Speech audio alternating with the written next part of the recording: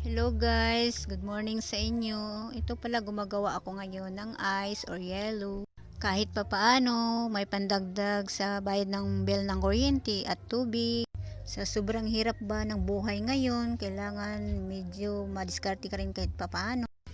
Ito guys, nakagawa na ako ng ilang piraso. Maya maya, papasok ko na to sa loob ng ref.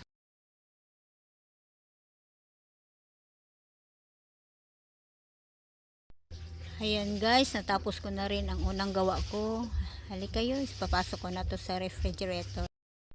O ayan, natapos ko na rin. Maliit lang kasi ang refrigerator ko guys, kaya yan lang ang nagawa ko. Kahit na konti lang yung nagawa kong ice or yellow, pero nakakatulong din yan sa pang-araw-araw natin. Okay guys, yan lang muna. See you na naman sa susunod kong ipakita sa inyo. Thank you sa pakikinood. Goodbye! Ay, bago ang lahat, tangkilikin nyo muna ang aking mga video. Paki-follow na rin sa akin FB at sa aking mga TikTok at YouTube. Meron akong YouTube channel, Chang Venus. Bye! Thank you for watching.